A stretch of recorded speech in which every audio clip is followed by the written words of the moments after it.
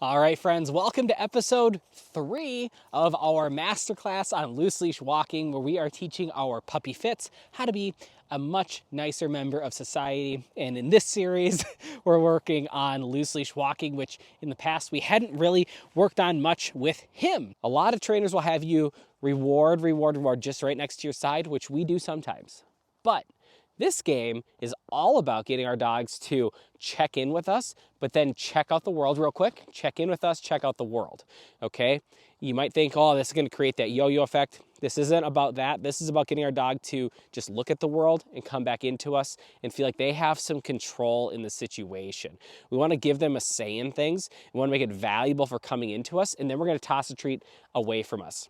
So we're mainly gonna be walking in a circle, and then think of like a point in the circle where you toss the treats to an imaginary point in the middle. So you're gonna walk around here, and when the dog checks in with you, you get that look, toss a treat to that circle, okay? When they come back into you, then toss a treat away from you, so that they're starting to build a desire to check in with you, and then they can explore the world real quick and then check in with you.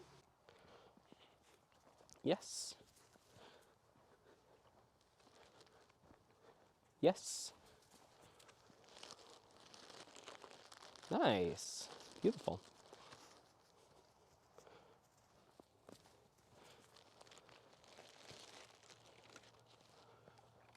Those are some big treats.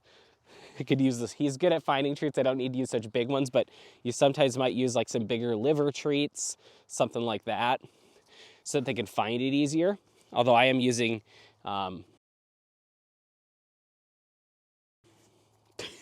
if you think your dog struggles in the grass, yes, you can use bigger things, but also just continuing to practice finding things in your house, and then trying it outside. Your dog will start to figure that out if you do games that roll treats around. Yes, they will start to get better at using their nose. They likely just don't have the skill yet. And then we can go the other direction. Yes. Something I'm also doing, yes, with him, since he has really good focus with me, yes, is I'm gonna also wait for him to show a little bit of calmness with it too, yes. I don't want him jumping on me and then adding the reward right to that.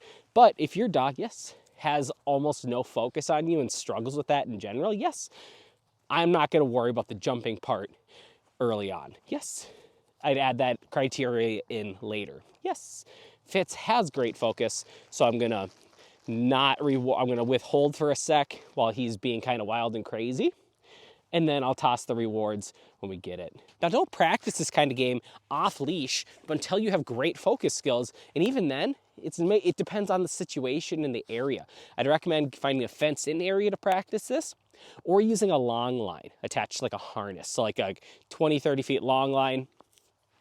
Something to use that you could like step on or grab if you need to in case of an emergency. It also gives them space to roam out a little bit and check back in with you. So long lines are great. Fitz just has great focus, and this is my yard. We play Frisbee here. We've built that up. He's also a herding breed, and herding breeds usually want to stick with you, but that's not always the case. But we've done a lot of work on loving to connect together. So he's good at that. So just keep that in mind as you're working through all of this. And then, so you want to go like low distraction. So for me, this is low distraction.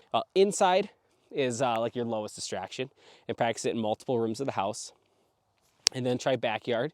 And then I have this field backyard, which is low distraction, but there's a lot of smells because a lot of wildlife come through here.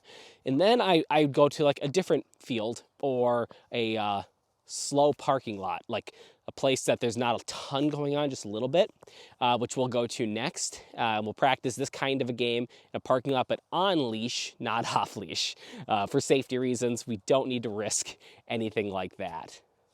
Now we're gonna play that same game, but in a more public space. So I like parking lots for this. Something that's not too busy, especially right now. We'll build up towards more busy, but right now we want to find a parking lot that's like not intense. And obviously watch out for cars, make sure the ground that you're walking around is also safe. We're gonna practice that same game. Yes. All right, now we'll throw it into the middle. When they check in with you, yes. Toss it in the middle. Nice.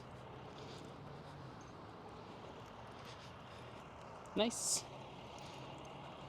The main goal is for them to really look at their environment and then check back in with you.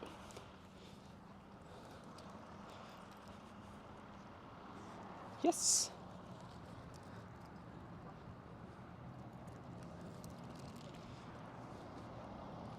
Yes. Yes.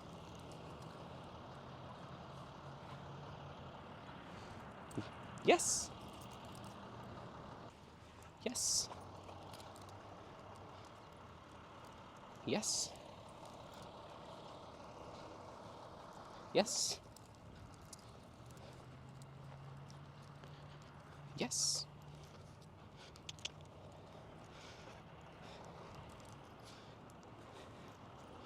Yes. Yes.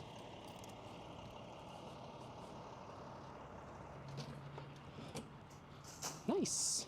Touch. Yes. Then we can mix in some of the other games that we've been working on. Middle. Yes.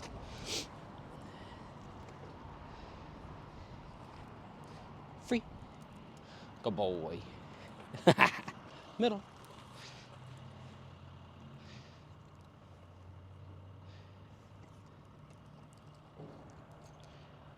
Free. Good job, buddy. Nicely done. Now let's see if we can mix in a loop. Yes.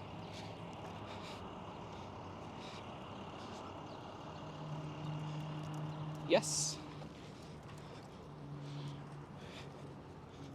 Nice. Yes.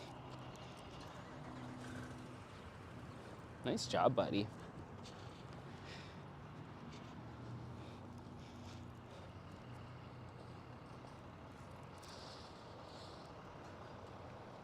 Yes. Good boy. This is episode 3. Thank you so much for joining us for this session of our loose leash walking free masterclass with our puppy Fitz. I hope you are getting a ton of value out of this. Please subscribe to the channel. Let me know how you're feeling about it. Thanks so much. We'll see you on the next one.